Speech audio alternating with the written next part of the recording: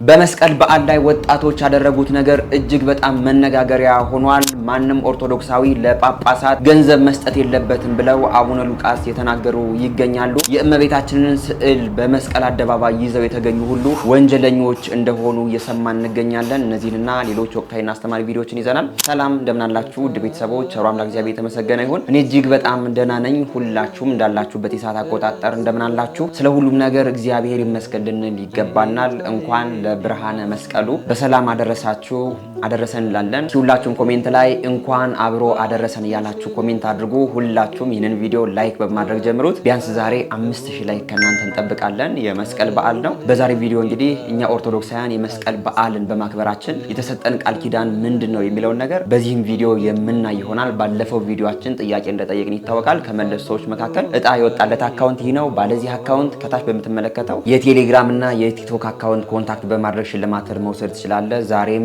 ጥያቄ አለን። ጥያቄውም ሽልማት ይኖረዋል። ወደ መጀመሪያው ቪዲዮ እናልፋለን። አሁን መስቀል ስናከብር የሚናደዱ ሰዎች አሉ የሉም? መስቀል አሁን ምን ያደርጋል? አሁን የተሰቀለውን ነው የምታከብሩት ወይስ የተሰቀለበትን ይላሉ። በቃ አንድ የሆነ ሰው ሲል ሰምተው ነው። አንድ ሞኝና ወረቀት የያዘውን አይልቅም። ስለ ክርስቶስ መስቀል የሚሰበከው ስብከት፣ ስለ ክርስቶስ መስቀል የሚከበረው በዓል፣ ስለ መስቀሉ የሚዘመረው መዝሙር፣ የሚደመረው ደመራ፣ የምናቀርበው በዓል፣ የምናከብረው በዓል ሁሉ ለሚጠፉት ምንድን ነው?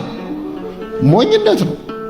መስቀሉን አንገት ላይ ማድረጋችን፣ በመስቀለኛ መልበሳችን፣ በመስቀል ምልክት ማማተባችን፣ መስቀሉን በዓል ብለን ማክበራችን ለሚጠፉ ሰዎች ሞኝነት ነው። ለኛ ለምንድን ግን የማን ኃይል ነው? አንዳንዶች አባቴ የሞተበትን መስቀል እንዴት ትስማለህ? እንዲያ የሚል ሐሳብ አላቸው። የሞተው የተገደለው ከመንገድ ተጠርቆ የተባረረው በመስቀል የተዋረደው ያፈረው የተሸማቀቀው የተጎሳቆለው የተመረረው ዲያብሎስ መሆኑን ግን አያውቁት። ኦርቶዶክሳዊነት በዚህ በመስቀል ሞት በኩል ዲያብሎስ እንደተዋረደ፣ ለዚህ ነው አባ ጊዮርጊስ ዘጋስጫ የመስቀል ማማተብ ለሰይጣን ይመራል ብሎ የተናገረው። ለዚህ ነው ለጣቶቻችን ሰልፍ አስተምሮ ስናማትብ እንኳን ዲያብሎስ የሚያፍረው። ወንጀለኞች የሞቱበትን የተቀጡበትን ደማቸው የፈሰሰበትን ቦታ ስናይ ዝግንንና ስቅጥጥ እንደሚለን ዲያብሎስም የተቀጣበትን መስቀል ሲያይ በጣም ይዘገንነዋል ይላል። ለዚህ ነው ማንም ሊራቀቅበት በማይችል ደረጃ ኦርቶዶክሳዊነት የተለየ ኖረን የማንጨርሰው። ደግሞ በዚህ ብቻ አይደለም፣ በሚመጣው ሕይወት ደግሞ የምንመሰጥበት አጠገቡ ሆነን የሚርበን እግዚአብሔር በሚገባ የምትገልጥልን ሃይማኖት ናት። እስኪ ሁላችሁም እንኳን አብሮ አደረሰን እያላችሁ ኮሜንት አድርጉ። ከዚሁ ከመስቀል በዓል ርዕሰ ጉዳይ ሳንወጣ ሁላችንም ኦርቶዶክሳውያን የመስቀል በዓልን ለማክበር ወደ መስቀል አደባባይ እንደምንሄድ ይታወቃል። ይህንን ሰሞን ደግሞ ያለውን አጀንዳ ታውቁታላችሁ። የእመብርሃንን ስዕል አንዲት ሴት ቀዳለች። ያቺ ሴት እንግዲህ ለሕግም ስላልቀረበች ሌላም ልጅ እሷን አይቶ የእመብርሃንን ስዕል ቀዷልና በዚህም ሁላችንም ኦርቶዶክሳውያን ተናደን ነበር። የመስቀል በዓልን አስመልክቶ ግን ኦርቶዶክሳውያን ወጣቶች የእመብርሃን ስዕል ለምን ይቀደዳል? ይህ ነገር ሊቆም ይገባል። በመስቀል አደባባይ ሁላችንም ኦርቶዶክሳውያን የእመብርሃንን ስዕል ከፍ አድርገን እንታያለን ብለው አንዳንድ ቅስቀሳዎችን ሲያደርጉ ነበር። ይህንን አስመልክቶ ግን አንዳንድ የቤተክርስቲያን አባቶች ይህ መሆን የለበትም፣ በመስቀል አደባባይ እንግዲህ ማንም ሰው የእመብርሃንን ስዕል ይዞ መምጣት የለበትም ያሉም ተናግረዋልና ታቸው የተናገሩትን ነገር ሲያይተን እንመለስ። እንኳን ለዋዜማ ለበዓለ መስቀሉ ዋዜማ አደረሳችሁ። ሆን ተብሎ በዓሉን ለማደብዘዝ በዚህ መግለጫና በዚህ ምክንያት በዓሉን ለማደብዘዝ የሚካሄደው አካሄድ ተገቢ አይደለም። በተለይ የእመቤታችንን ስዕል ይዘን ያለታ በመስቀል አደባባይ ከሚል ከዚህ ጋር አገናኝቶ አንድ ላይ ለማድረግ የሚሞከረው ነገር ሁሉ ህገወጥነት ነው። በዛ ቀን የምንሄደው መስቀል በዓል ለማክበር ነው። የመስቀል በዓል ደግሞ የምናከብረው በዛ ቦታ ላይ እንደሚታወቀው የቃለ እግዚአብሔሮች ይደርሳሉ፣ መዝሙሮች ይደርሳሉ። በስተመጨረሻ ደመራ በሚለኮስበት ሰዓት ግን ሁሉም ጧፍ ተሰጥቶት በጧፉ የመስቀሉን ብርሃን ደመራው ለመለኮሱ የሚያበስር ጧፎች ለእያንዳንዱ ይል። ከዛ ውጪ ግን ምንም አይነት ነገር ቲሸርት ምንም አይነት ነገር ምልክት የሚያሳይ ነገር ይዘን እዛ ቦታ ላይ እንዳንገኝ። በተለይ የእመቤታችን ስዕል ይዘን ወጣን ማለት ራሳችን የእመቤታችንን ክብር እንደማሳጣት ነው የሚቆጠረው። ስለዚህ ስዕሉንም እኛ አክብረን በደንብ አድርገን ለእመቤታችን ያለን ክብር ለእመቤታችን ያለን አመለካከት ትላንትና በተናገርኩት ልክ ነው። እመቤታችን ድንግል ማርያም ለኛ ማንነታችን፣ ውበታችን፣ ክብራችን፣ አለኝታችን ናት። ስለዚህ በእመቤታችን ምን ጊዜም ቢሆን አንደራደርም። ነገር ግን ከማይመለከተው ከበዓለ መስቀል ላይ በዛ ቦታ ላይ ስዕል ይዘን እንገኝም ብሎ የሚቀሰቀሱ ቅስቀሳዎች ተገቢ ባለመሆናቸው የራሳችንን በዓል የሚያደበዝዝም በመሆኑ ሁሉም ወጣቱ ተናቦ ከዚህ በፊት እንደነበረ ሁሉ በዓላችንን በሰላም በፍቅር በጤንነት እንድናከብር ጥሬን አስተላልፋለሁ። እጅግ በጣም የሚገርም ነው። ዘንድሮ እንግዲህ የማንሰባው ነገር የለም። አባ ሕፃን እንግዲህ የተናገሩት ነገር ሰምታቸዋል። በመስቀል አደባባይ የእመቤታችንን ስዕል ይዞ መገኘት ሕገ ወጥነት ነው ብለው እንግዲህ ቃል በቃል ነው ሲናገሩ የነበሩትና የእመብርሃንን ስዕል በመስቀሉ ላይ ይዞ መገኘት ምን አይነት ሕገ ወጥነት እንደሆነ አላቅም። ሰው ፈንጂ አይደለም ይዞ የተገኘው እኮ የእመብርሃንን ስዕል ነው። ካልሆነማ ይህ ጸረ ማርያምነት ነው። የእመብርሃንን ስዕል ይዞ እንዳይወጣ ሕገ ወጥነት ነው ብሎ ቃል በቃል መናገር ማለት እመብርሃን ከዚህ ከመስቀሉ የሚያገባት ነገር የለም አይነት ሐሳብን ነው እያንጸባረቁ የሚገኙትና እመብርሃን የመስቀል ስር እናታችን ናት። በመስቀሉም ደግሞ እርሷን መገኘት አለባት እንጂ ዝም ብሎ እንዲያው ፖለቲካ ለማስፈጸም ብቻ የእመብርሃን ስዕል ይዞ መገኘት የለባችሁም መባሉ ልክም አልነበረም። አቡነ ሳዊሮስ ማንም ኦርቶዶክሳዊ የመስቀል በዓልን ሲያከብር አረንጓዴ ቢጫ ቀይ አርማ ይዞ መውጣት የለበትም፣ ልብስም ላይ እንኳን አረንጓዴ ቢጫ ቀይ መታየት የለበትም ብለው ሲናገሩ ሰምተናቸዋል። ይህ የፖለቲካ ጉዳይ ነው፣ ችግር የለም። ለኛ ለኦርቶዶክሳውያን አረንጓዴ ቢጫ ቀይ ለበስነ አለበስነ መንፈሳዊ ሕይወታችን ላይ የሚጨምረው የሚቀንሰው ነገር የለም ብለን ዝም ብለናል። ግን ደግሞ የእመብርሃንን ስዕል አትያዙ ህገወጥነት ነው ማለት ግን ይህ ጸረ ማርያምነት ፕሮቴስታንቲዝም ነው እንጂ ሌላ ነገር እንዳልሆነ ሁላችንም ልናውቀው ይገባል። እንግዲህ ከዚህ በፊት ከ3 ከ4 ቀን በፊት አባ ሕፃን ሎዛ ሚዲያ ላይ ቀርበው ለምንድነው የእመብርሃን ስዕል የሚቀደደው ብለው ሲናገሩ ሰምተናቸው ነበር። ሁላችንም ኦርቶዶክሳውያን አንድ አባት አገኘን እንዲያው አባ ሕፃን የተናገሩት ነገር ልክ ነው ብለን ደግሞ ሳንጨርስ ዛሬ መጣው ደግሞ በመስቀል በዓል ላይ ማንም ኦርቶዶክሳዊ የእመብርሃንን ስዕል ይዞ መገኘት አይችልም፣ እመብርሃን ከዚህ በዓል ጋር አያገናኛትም አይነት ነገር ነው ሲናገሩ የነበሩትና እመብርሃን እኮ በመስቀሉ ላይ የመስቀል ስር እናታችን ናት። ጌታችን መድኃኒታችን ኢየሱስ ክርስቶስ በተሰቀለ ጊዜ አብራ እንግዲህ ነፍሱ ከስጋው እስከምትለይ ድረስ በመስቀል ስር የነበረች እናት ናት እንጂ መስቀል በዓልን ስናከብር እሷን ትተን የሚሆን ነገርም እንዳልሆነ ሁላችንም ልናውቀው ይገባናል። አባ ሕፃን ግን የተናገሩት ነገር ፖለቲካዊ ይዘት ያለው ነው እንጂ ሃይማኖታዊ ይዘት ያለው ጉዳይ እንዳልሆነ ሁላችሁም ኦርቶዶክሳውያን ልታውቁት ይገባል ማለት ነው። ከ3 ቀን በፊት ይህንን ነገር ተናግረው ነበር። እስኪ አንዴ ላስደምጣችሁ። የነሱ መገለጫ የሆነውን አደባባይ ላይ አልቀደድንም። ለምንድን ነው እኛን የሚቀዱት? ካልሆነ የነሱ ዓላማና የነሱ ተልቆ ካልሆነ ግን ወጥቶ ይቅርታ መጠየቅ አለባቸው። ያለዛ ህግ ካለ ደግሞ እቺ ልጅ ለህግ ማቅረብ አለብን፣ ለህግ መቅረብ አለባት። ይገርም አባታችን ይባስ ተብሎ እኮ እንደው ብሩክና ስሮታል ለማስተካከል የሄዱትን ወይም ደግሞ ትክክል አይደላችሁም ብሎ ለመናገር የሄዱትን እኮ ነው ወደ እስር የገባው። ይሄ ማለት ምንድነው? አሳዳጁ ነፃነት አግኝቶ ሰዳጁ ግን እስር ቤት። ይሄ አያስኬድም። ይሄ አጠያይቀናል። ለምን ትዝታው በቦሌ ወጡ? ልጅቷም እስካሁን ድረስ በደል ፈጽማ የእመቤታችንን ስዕል ቀዳ ኢትዮጵያ ውስጥ ቁጭ ብላ ያልታሰሩ እነዚህ ሁለቱ እናትን ግን ለመጠየቅ እኔ ጽዋ ከሞላ አስቸጋሪ ነው። የሞላ ጽዋ ይፈሳል። ይሄ ተገቢ አይደለም። ለኦርቶዶክሳውያን እኛ ታግሰናል። ይሄ ማለት ግን የብዙሃኑ ፕሮቴስታንት መገለጫ ነው ብዬ አላምንም። ልጅቷ ያደረገች ድርጊት ግን በአንድም በሌላ የነሱ መገለጫ ካልሆነ ደግሞ ወጥተው ከኛ ጋር ይሄ አግባብ አይደለም ብለው አባ ሕፃን እንግዲህ ከ3 ከ4 ቀናት በፊት ሎዛ ሚዲያ ላይ ቀርበው በዚህ መልኩ ስለሆነው ነገር ተናግረው ነበር። ድምጽም ሆነው ነበር። በጣም ብዙ ኦርቶዶክሳውያንም አይ ንግግራቸው ጥሩ ነው ብለው በጣም ደስታቸውን ሲገልጹ ነበር። እንደገና ደግሞ ከ3 ቀን በኋላ ደግሞ ተቀይረው ማንም ኦርቶዶክሳዊ በመስቀል አደባባይ ላይ የእመብርሃንን ስዕል ይዞ መገኘት የለበትም፣ ይህንን ይዞ የተገኘ ግን ህገወጥነት ነው፣ ቲሸርት ላይ የእመብርሃንን ስዕል መሆን የለበትም አይነት ነገር ነው ሲናገሩ የሰማናቸው የምንገኘውና እሳቸው ፖድካስት ላይ ቀርበው የነበረው የተቆራረጠ ቪዲዮ ደርሶ ነበር ማቅረብ አልፈለኩም። ለምን ነገ በኋላ ደግሞ ሀሳባቸውም እንደሚቀይሩ ስለማቅ ማለት ነው። ከዛ በኋላ እንደገና 3-4 ቀን ሳይሆናቸው ደግሞ በዚህ መልኩ የእመብርሃንን ስዕል ይዞ መገኘት ህገወጥነት ነው ብለው እየተናገሩ ይገኛሉና እጅግ በጣም ገርሞኛል። የተናገሩት ነገር ምንም አይነት አሳማኝ አይደለም። በመስቀሉ በዓል ጊዜ ቃለ እግዚአብሔር አለ፣ ወረቦች አሉ፣ ሌላም ነገር ነው ሲናገሩ የነበሩት። ግን የእመብርሃንን ስዕል ይዞ መገኘት የትኛውን ወረብ እንደሚያስቀረው የትኛውን ቃለ እግዚአብሔር ከመነገር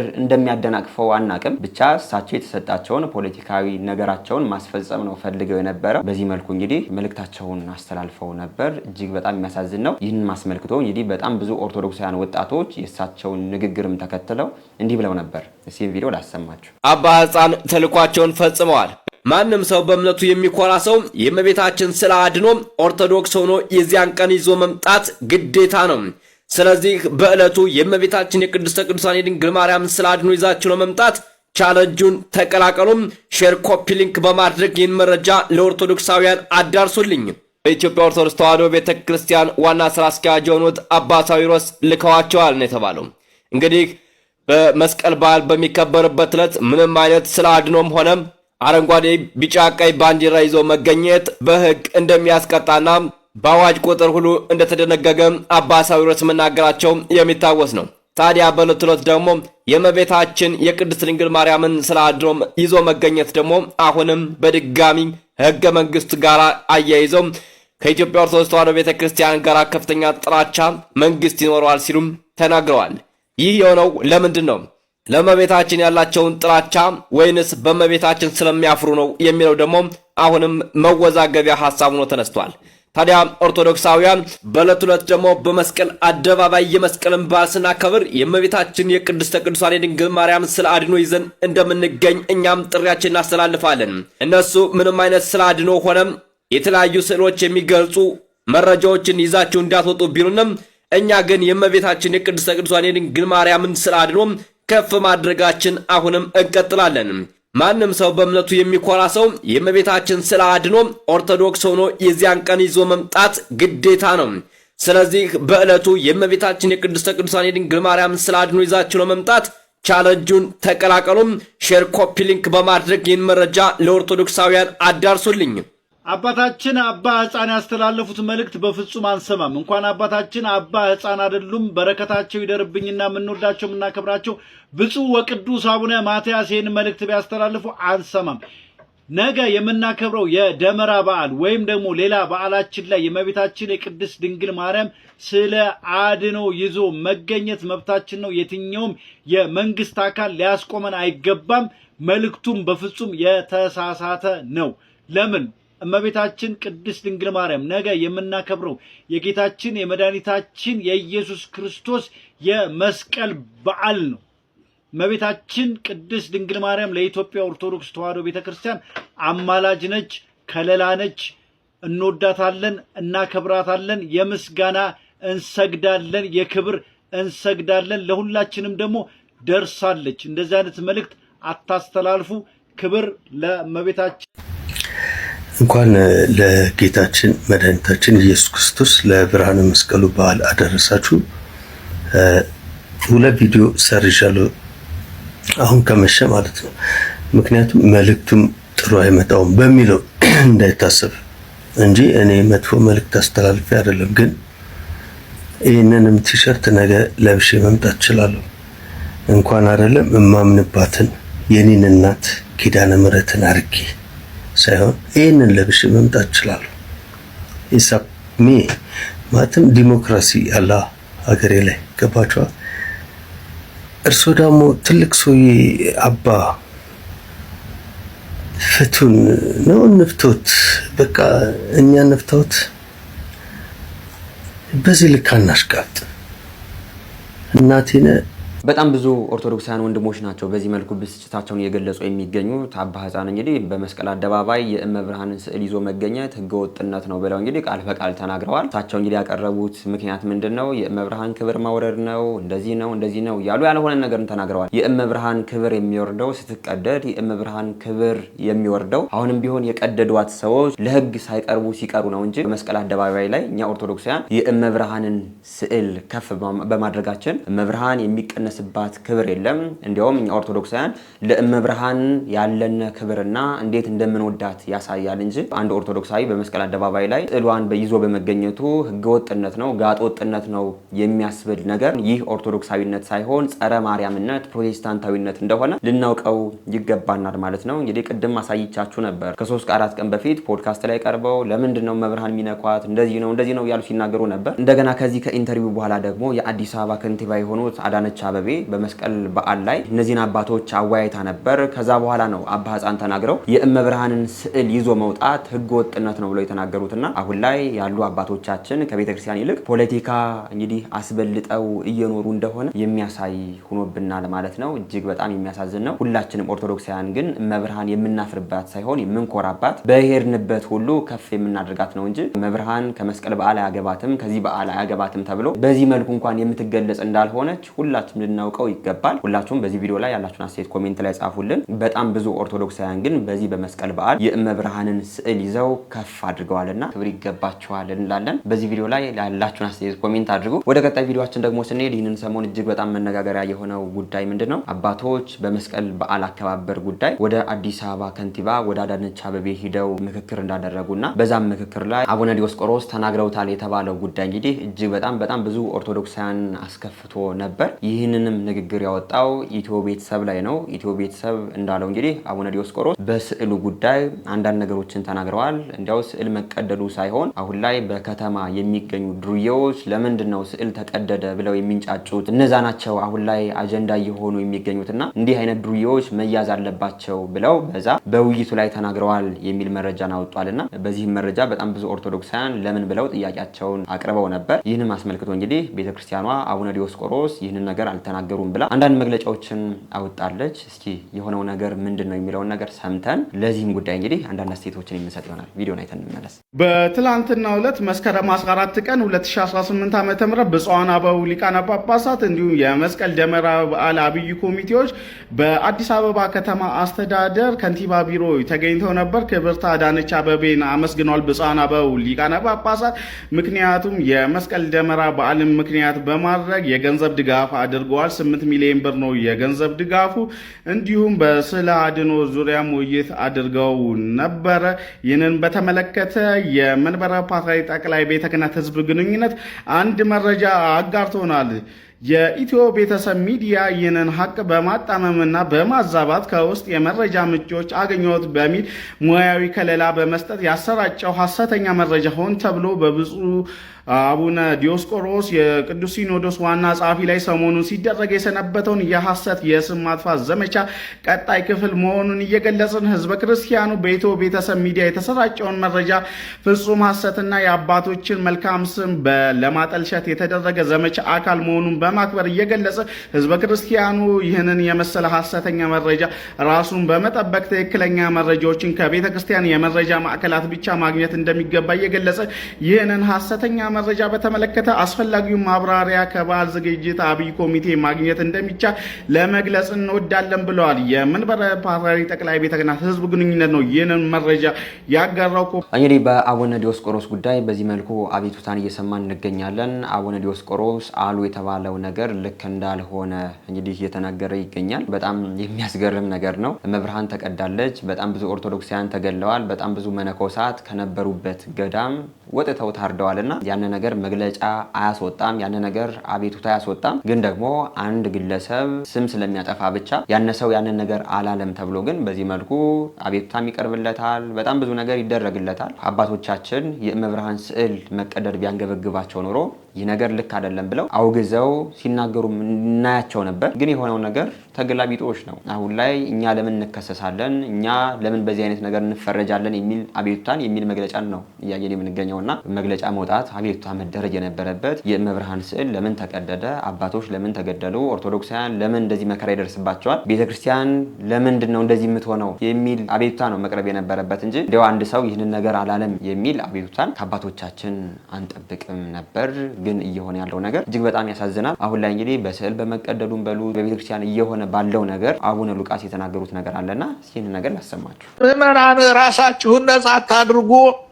ለጳጳሳት ዋና እንቅፋት የሆናችሁብን ምዕመናን ናችሁ። ገንዘብ በመስጠት ይህን ገንዘብ እንዳትሰጡ ቃሌን የምትሰሙ ሁሉ በአሜሪካ እየመጡ ሁሉ ገንዘብ አምጡ ለሚሏችሁ አሳፍራችሁ መልሷቸው። በእግዚአብሔር ስም ይዣችኋለሁ እንደ ወገኖች እናንተ ናችሁ እንዲያርጋችሁ ያባለጋችኋቸውና ለዚህ ሁሉ ክፉ ስራ እንዳይመሰክሩ እውነት እንዳይናገሩ የምታደርጓቸው እናንተ ናችሁ። ይህን ገንዘብ ለማኝ ሁሉ አስቁሙልን። ቤተክርስቲያን እየፈረሰች ቤተ ክርስቲያን እናንጻለን ይላሉ። ውሸት ነው ይሄ። እንዴት ብሎ ነው? በመፍረስ ጊዜ ምንድን ነው የሚሰራው? አንድ ተሐድሶ አድርጎ እንደገና ሐድሶ ሕንጸታ ነው እንጂ የሚደረገው አዲስ ስራ ምኑ ነው የሚሰራው? እና ይሄ ሁሉ አስቸጋሪ ነው። እና ያን ሁሉ ተመልክታችሁ በእውነት ራሳችሁን ጠብቁልን አደራ እላለሁ። እንግዲህ አባታችን አቡነ ሉቃስ እንደሰማችኋቸው አሁን ላይ ቤተክርስቲያናችን መከራ ያስገባናት እኛ ኦርቶዶክሳውያን ራሳችን እንደሆነ የገባችበት ምክንያት ደግሞ ምን እንደሆነ ራሳቸው ቃል በቃል ተናግረዋል። የእርሳቸውን ንግግር መድገም አያስፈልግም። ሁላችንም ኦርቶዶክሳውያን ግን አስራታችንን በሉት ሌላም ነገር መስጠትም ከፈለግነ በጣም ብዙ የገጠር ቤተክርስቲያናት አልባሳት የሌላቸው ምንም ማድረግ የማይችሉ በጣም ብዙ ቤተክርስቲያናት ገዳማት አሉና ሁላችንም ኦርቶዶክሳውያን ፊታችን ወደዛ ልናዞር ይገባል እንጂ አሁን ያደረግነው ነገር ሁሉ በዚህ መልኩ ቤተክርስቲያን እየጎዳት እንደሆነ እንድታውቁት ብለው በዚሁ መልእክታቸውን አስተላልፈዋል። በዚህ ቪዲዮ ላይ ያላችሁን እስኪ አስተያየት እናንተ ኮሜንት አድርጉ። ወደ ቀጣይ ቪዲዮአችን ደግሞ ስንሄድ ይህንን ሰሞን እንግዲህ ስለ አባቶቻችን እናወራለን። አባቶቻችን ለምን እንደዚህ አላደረጉም የሚልን ሀሳብ ስናነሳ አንዳንድ ኦርቶዶክሳውያን አባቶች እንደዚህ ካደረጉማ አባቶች የመብርሃን ስዕል ስትቀደድ ዝም ካሉማ እያሉ ቤተክርስቲያን የሚጠሉ ሰዎች አሉና እስኪ ከዚህም ጋር ተይዞ አንድ ቪዲዮ ላስመልክታችሁ። ቤተክርስቲያን ማለት የእነ አቡነ እገሌ እየመሰለቻቸው አስታውሳለሁ። አሁን በዚህ እንደው ጳጳስ ጽዋን አባቶቻችን ቤተ ክህነቱን ለመምራት ስልጣን ርክክብ ሲያደርጉ ስልጣን ማለት የመምራት የቤተ ክህነት ቢሮክራሲውን ማለት ነው፣ ሌላ ነገር አይደለም። እሱን ለመምራት ሲሾሙ ከዚህ ጀምሮ ምን ሰው አለ ከዚህ በኋላ ኦርቶዶክስ ቤተክርስቲያን አንሄድም መስራት በኩራታችንን አንዳንዶቹ ግብጽ ሁሉ ሄደንና ያው ሀብታሞቹ መሰለኝ የግብጽ ኦርቶዶክስ ነው የምንሆን እንደውም ብለው ያኮረፉአሉ። ምን ልላችሁ ፈልጌ ነው ክርስቲያኖች አይደለም የአንድ ብፁዕ አባት የሲኖዶስ እንኳን ቤተክርስቲያን የምትባል የለችም። የሲኖዶስ ማለት ሙሉ አሁን ለምሳሌ በእኛ ወደ 70-80 አካባቢ ብፁዓን ሊቃነ ጳጳሳት አሉ፣ በረከታቸው ይደርብን። የእነዚህ ብፁዓን አባቶች ቤተክርስቲያን የለችም። እንኳን የአንድ ግለሰብ እንኳን የአንድ ሰበካ ጉባኤ እንኳን የአንድ ገዳም የአንድ ደብር አስተዳዳሪ ልትሆን ትቅርና ቤተክርስቲያን የሙሉ ሲኖዶስ እንኳን ቤተክርስቲያን የነሱ አይደለች፣ የክርስቶስ ሀብት ብቻ ናት። ቤተክርስቲያን የማን ሀብት ብቻ ናት አልኳችሁ? አቤት የአባገሌ የሚባል ወይ አባገሌ እንደነገርኳችሁ ነው። የፓትርያርክ የሚባል ቤተክርስቲያን እንኳን የለም። ምናልባት ኃላፊዎቻችን ናቸው፣ መሪዎቻችን ናቸው መንፈሳዊውን አመራር ለመስጠት ተሾሙ እንጂ በጳጳሳት ደም የተመሰረተች ቤተክርስቲያን የለችም። በሰበካ ጉባኤ ባለቃ በመምህር ደም የተመሰረተ ቤተክርስቲያን የለም። መምህራችን እንደሰማናቸው ነው። ሁላችንም እንግዲህ ልናውቀው የሚገባው ነገር ይህንን ነው። አባቶቻችን እንደዚህ ያደረጉ እንትና እንደዚህ ያደረገ እንደዚህ ሆነ እያለን ከቤተክርስቲያን የምንርቅበት ነገር አይደለም። እንዲህ የሚያደርጉት ግለሰቦች ናቸው እንጂ ቤተክርስቲያን በክርስቶስ መሰረትነት የታነጸች እንደሆነ ልናውቃት ይገባል ማለት ነው። አሁን አንዳንድ አስተዳደራዊ ችግር ሊኖር ይችላል፣ በአንዳንድ ሰዎች ችግር ሊመጣ ይችላል። ግን እነዛን ሰዎች እያየን ደግሞ ከቤተክርስቲያን መውጣቱ ከቤተክርስቲያን መራቁ ልክ አይደለም እያሉ መምህራችን እጅግ በጣም ደስ የሚል ትምህርትን አስተምረውናል። ብዙ ኤሳዎች አሉ አሁን በቤተ ክርስቲያን ከአሕዛብ ጋር ተመሳስለው መኖርን ገንዘብ የሚያደርጉ የራሳቸውን ሃይማኖት የሚተቹ ስለሌላው ቤተ ክርስቲያን ራሷን እንኳን እንዳትንከላከል ማይተብ አድርገው የሚታገሏት ጠላቶቿ ይበዛሉ። ወንበር ስር ያለው ጠላት በዛ ውጭ ሆኖ ከሚተኩሰው ይልቅ ያልታደሉ ሰዎች ኤሳውያን ብኩርናቸውን የሸጡ ከአሕዛብ ጋር አንድ ነን የሚሉ አንድ አይደለንም። ቢቻላችሁ ከሰዎች ጋር ሁሉ በሰላም ኑሩ። በሰላም መኖርና በሃይማኖት አንድ መሆን ይለያያል። በመጻሕፍቶቻችን ውስጥ ከአሕዛብ ጋር እንድንበላ አልተፈቀደልንም። ኑሯችንም የተመጠነ ነው። ውሏችንም ሰላማዊ ነው። ምድር ሰላም እንድትሆን ነው። እኛም ከክርስቶስ የተነሳ ነው ከሌሎች ጋር የምንኖረው። ያስወነጨፉብንን ሁሉ እያቀፉ የሚኖሩ ብዙ ናቸው። ዛሬ በዩቲዩብና በቲክቶክ ኦርቶዶክስን የሚሳደቡ ሰዎች ፎሎወሮቻቸው ኦርቶዶክሶች ናቸው። ድንግል ማርያምን የሚሰድብብኝን እየተከተልኩት ሰደባት ብዬ ከታች ኮሜንት ስሰጥ እኖራለሁ። የእሱ ተከታይ ነኝ። ኮሜንቱን አበዛለታለሁ። ብሎክ አድርጌ ዘግቼ መውጣት ወይ ታብወ ፍኖተ ለሰይጣን ለዲያብሎስ እድል ፈንታ አትስጡት ነው። የትኛው ጸሎት ሊሰማ ነው? እመቤታችን ስትሰደብ ስለተናደርክ ብቻ እዚህ መጥተህ ሳሊ ለነ ቅድስት ስትል ተናደልኛል የምትል ይመስላል። እግዚአብሔር ለራሱ ይታገላል። ስሙ የተመሰገነ ይሁን። ነገር ግን ከአርሲሳን ጋር አትጸልይ፣ አብረህ አትዋል ይላል መጽሐፍ። ከመናፍቃን ጋር ከካህዳውያን ጋር ሃይማኖት በተመለከተ ጉዳይ ላይ በፍጹም የሚያገናኘን ማህበራዊ ጉዳይ ብቻ ነው። እኛ ግን ብዙዎቻችን የአሕዛብ ተከታዮች፣ የመናፍቃን ተከታዮች አንድ ትልቅ የቤተ ክርስቲያን መምህር ከሚያስተላልፈው መልእክት ይልቅ አንድ በሌላ ሃይማኖት ውስጥ ያለ ሰው የእኛም መዝሙር እየሰራ ቧልትና ፌስ ከቀለደ ተከታዮቹ ነን። ያስቃል፣ ሲያዝናና ደስ በሃይማኖት ላይ አላግጠን እግዚአብሔር የሆነን ይመስለናል። ድራማ በነፍሱ ላይ የሚጫወት ሰው በዝቷል። ማስተዋል ከአይምሯችን ተወስዷል። እግዚአብሔር ልብ ይስጠን ለሁላችንም ወገኖች። በመረየነሰናይ ሁሉም ሰው ወደ ጥቅማ ጥቅም ጎርፏል። እግዚአብሔርን ሰድቦም ቢሆን ገንዘብ ስለማግኘት ያስባል። እግዚአብሔርን ተሳድቦም ቢሆን ዝነኛ ስለመሆን ያስባል። ሚዲያውን ግለጡት። የሰዎችን ትኩረት ለመሳብ የመጨረሻ የነውር ጥግ ላይ ሰዎችን ታያላችሁ። አንገታቸው ላይ የሰፋ ክር አዲስ ገዝተው አስረው በክርስቲያን ምስል የሰይጣን መልእክት የሚያስተላልፉ ሰዎች አልበዙ? ክራቸው የሰፋ ያስታውቃል እኮ። ጸበል ያልነካው ክር፣ ጥምቀት ያላየው ክር ተገዝቶ የገበያ ክርና የቤተ መቅደስ ክር ይለያያል እኮ። አንገት አይታችሁ አትለዩም? የክርስቶስ የሆነ አንገት እኮ ይታወቃል። ለሰይፍ ይሰጣል ስለ መልካም ነገር፣ ክፉ ነገር ከአፉ አይወጣም። ቅዱሳት መጻሕፍትን አይዘልፍም፣ እግዚአብሔርን አይተችም። ዲያብሎስ ብዙ አሰማርቷል። የበግ ለምድ ለብሰው በመካከላቸው የሚመላለሱ ተኩላዎች አሉ ይላል።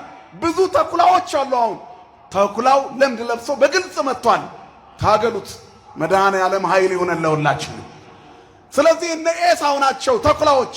መምህራችን እጅግ በጣም እናመሰግናለን። እንግዲህ አሁን እየሆነ ያለውን ነገር ነው እንግዲህ በግልጽ የነገሩን። እግዚአብሔር ያገልግለው ዘመናቸውን ያርዝምልን። መጨመርም መቀነስም አያስፈልግም እሳቸው ንግግር ላይ። ወደ ቀጣይ ቪዲዮአችን ደግሞ ስንሄድ እንግዲህ ቅድም በጣም ብዙ ርዕሰ ጉዳዮችን ያነሳን፣ በዓሉ ደግሞ በደማቅ የምናከብረው ሁላችንም በጉጉት የምንጠብቀው የመስቀል በዓል ነውና በዚህ በመስቀል በዓል እኛ ኦርቶዶክሳውያን ምን አድርገን ልናሳልፈው ይገባል? የአንዲት ቪዲዮ ላሳያችሁ። አዲሱ ዓመት ድንገት ሳትታረቁ አልፋችሁ ከሆነ በዚህ በብርሃነ መስቀሉ በመስቀሉ በዓል የጥል ግድግዳ በፈረሰበት ሰውና እግዚአብሔር ከተገናኙበት ጨለማው በተወገደበት ዕለት ብርሃን በቤታችሁ እንዲበራ፣ ብርሃን በሕይወታችሁ እንዲበራ፣ ብርሃን በትዳራችሁ እንዲበራ ከፈለጋችሁ ዛሬ የበደሏችሁን ሰዎች በስልክ እየደወላችሁ ይቅር በለን በሉ።